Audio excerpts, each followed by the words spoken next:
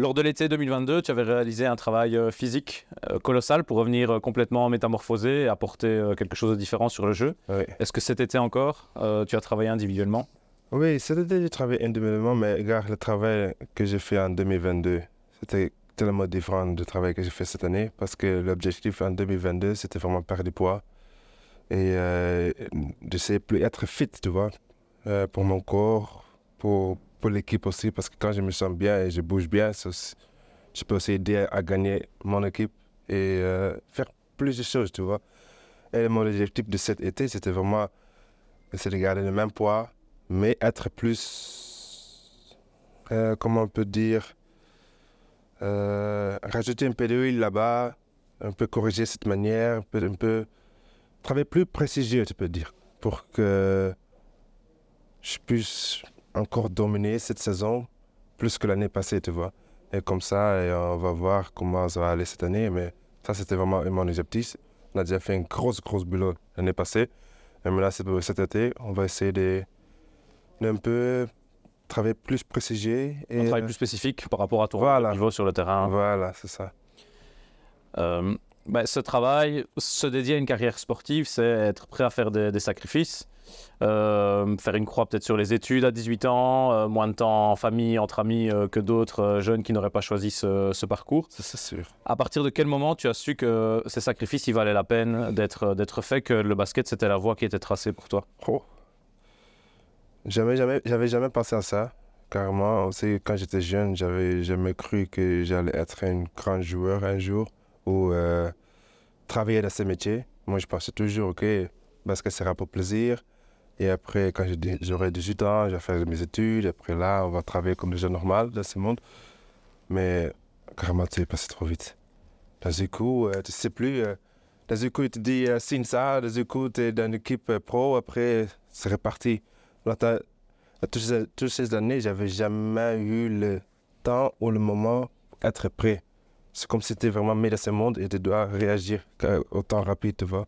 Et c'est comme ça que je suis vraiment parti et je suis toujours là. Et maintenant, OK, quand tu rentres dans ce monde et tu t'adaptes à ce monde, tu auras de nouveaux objectifs, tu vas voir si c'est vraiment ton métier, tu vas sentir, est-ce que je vais être un bon joueur dans l'avenir ou pas? Et dans mon cas, j'ai vraiment eu la chance quand même, je peux pas mentir, que tout partait vraiment à ma faveur, tu vois. C'est pour cela, je suis là aujourd'hui, ça change. Est-ce que le Nathan de 8 ans, 10 ans rêvait d'être basketteur professionnel? Jamais. Jamais de la vie. Jamais de la vie.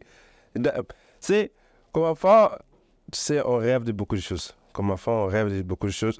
D'abord, comme enfant, on veut déjà être 18 ans, 20 ans, on veut être grand. Mais je rêvais jamais d'être un basketteur. Moi, j'y pensais vraiment dans ma tête, j'allais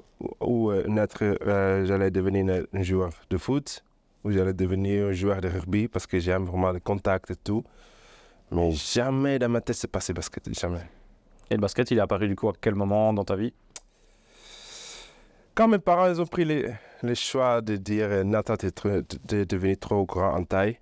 J'avais 10 ans et je faisais déjà 1m80, je pense. 1m80, 85. Et mes parents ils disaient non, ça c'est trop, tu dois faire d'autres sports. Malheureusement, j'avais un peu la flemme. Je disais non, je vais pas faire un autre sport, je vais pas faire basket et tout. Alors de 10 ans, 13, 14 ans, j'ai rien fait. Tu vois, j'ai rien fait, je n'ai pas touché une ballon de basket. J'avais essayé certaines fois, mais j'ai arrêté vite. J'ai arrêté après, à l'âge de 14 ans, j'ai vraiment pris ce clic, ok, tu vois. On doit quand même faire du sport pour s'amuser. Et je vais essayer, comme ça je suis parti. Tu entames ta 3e saison désormais au Spirou. Si tu reviens quelques années en arrière, en quoi ta décision de rejoindre Charleroi était sans doute la bonne après tes années à Limbourg et à Lust? Comme Limbourg, c'était mon première année dans le monde du sport. Attends, je reviens. Comme je suis grandi à Limbourg et Limbourg m'a fait rentrer dans ce monde du sport de basket, c'était mon premier amour, ma maison. Et ça partait bien pour un début. Et dans ce temps, je disais, je suis trop confortable. J'ai besoin d'un challenge, j'ai vraiment besoin de quelque chose pour que je puisse m'exploder, et plus grandir et grandir et grandir. Et là, j'ai pris la décision de partir à Alost. Et à Alost, ils avaient aussi quand même une bonne équipe. J'étais avec coach Yves Defresne, un bon joueur Vladimir Alovic, Ivan Maras qui joue en ce moment toujours à Alost, Pape Badji, il y a quand même de bons joueurs de cette équipe. Et c'était une bonne équipe, mais ça partait pas bien pour mon projet, tu vois. Et c'est pour cela que j'ai eu la chance que Charleroi m'a proposé ils m'ont proposé de me faire grandir dans cette équipe et à deux côtés pour eux, qu'ils puissent grandir comme une jeune équipe à une grande équipe. Gagner peut-être aussi quelque chose, ça c'est notre rêve toujours de gagner quelque chose. Mais 1, 2, 3 coupes, c'est toujours notre rêve. Et pour moi individuellement aussi, grandir comme un grand joueur, tu vois. Et on ne sait pas qu'est-ce que l'avenir donne, mais ça c'était notre objectif jusqu'à présent, tu vois. Ça fait aussi de toi un des joueurs les plus anciens au final, le fait d'être à ta troisième saison ici au Spirou. Ouais. Tu connais la méthode de travail du coach, ses exigences, ses attentes d'un point de vue intensité de jeu, mentalité. Ouais. Est-ce que tu as dû prendre certains nouveaux joueurs sous ton aile? Est-ce que tu as été de bons conseils pour aider tes nouveaux coéquipiers à s'adapter cette saison? Oui, quand même. Oui. Mais c'est automatiquement. Hein. C'est automatiquement. Tu sais, quand on vient en entraînement, on laisse le coach faire son boulot parce qu'on doit écouter notre maître, tu vois, et on fait notre boulot. Mais c'est après l'entraînement et 2 heures après l'entraînement qu'on apprend aussi beaucoup. Souvent, je pars vers eux, je parle de certains trucs qu'on peut apprendre ou comment on peut jouer mieux. Ou souvent, on dit, t'as vu ces derniers matchs, on devait faire ça, on doit être plus intelligent parce que si on veut, parce qu'on fait tous pour gagner. On fait tous pour gagner quelque chose. On ne veut pas seulement gagner. Le meilleur truc d'avoir, c'est une coupe dans tes mains et de célébrer avec l'équipe, et de célébrer avec les supporters, et de célébrer avec cette ville, Charleroi, tu vois.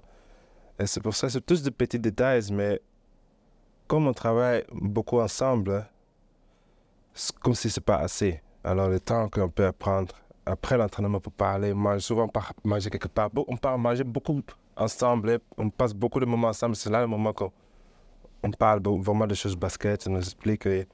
On se fait intégrer, je l'aide à intégrer dans ce système, dans cette équipe. Et j'espère vraiment, dans ces mois, en novembre, ce sera un bon mois pour nous aussi.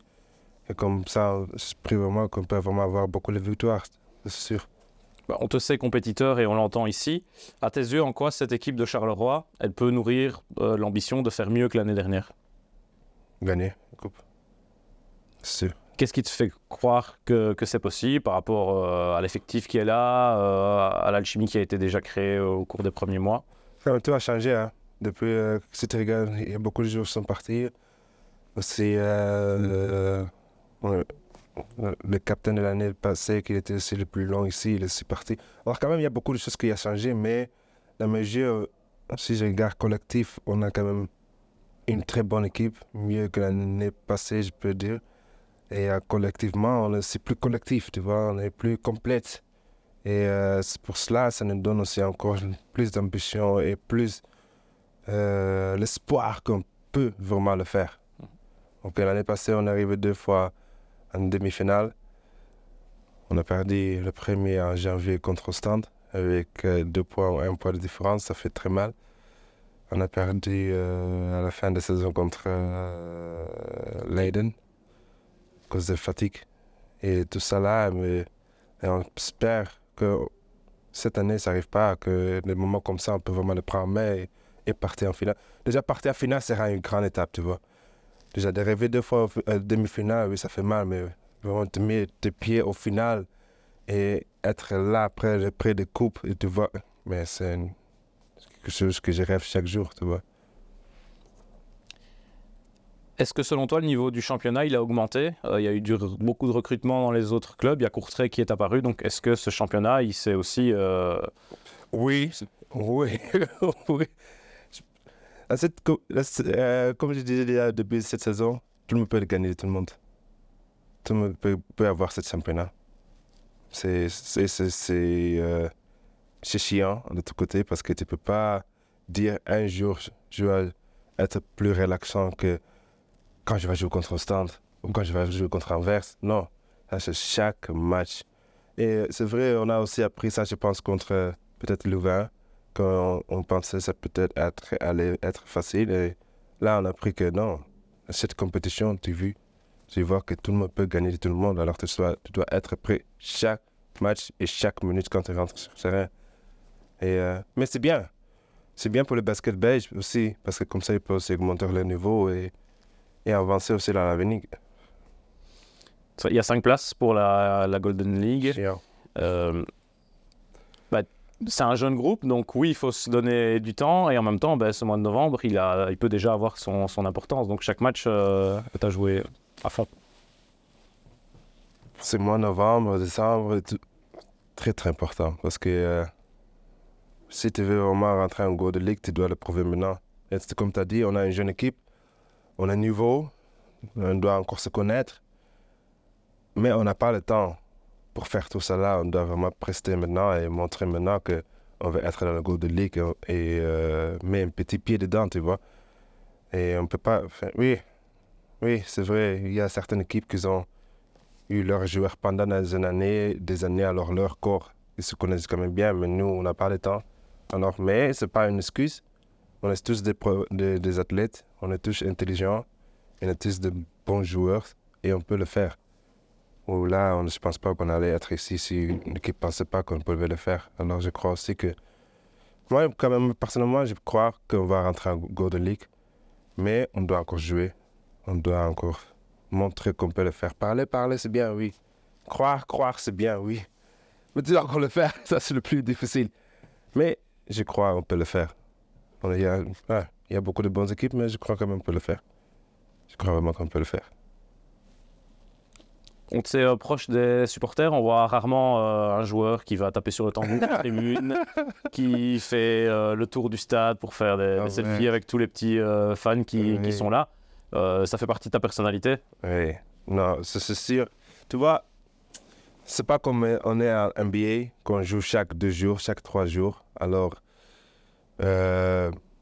les supporters ici, on le voit souvent. Tu as vu le dernier 2 mois, on l'a vu peut-être 1-2 fois ici à la maison parce qu'il n'y avait pas beaucoup de matchs. Maintenant, c'est moi ici qui viens, il y a beaucoup de matchs, mais j'avais toujours cette personnalité.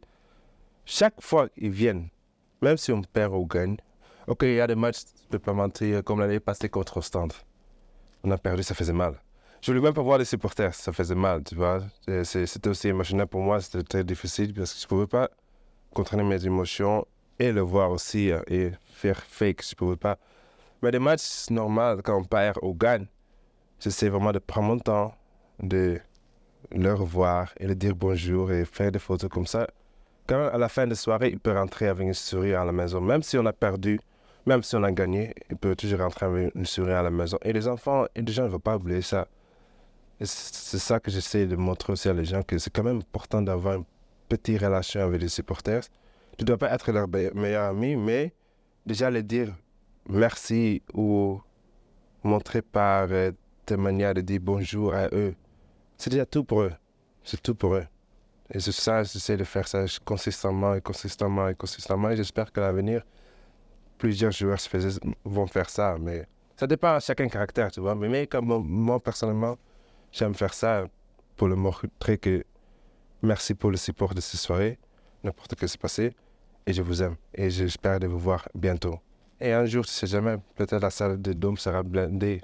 Un costume ça, tu vois. Merci à toi. De rien.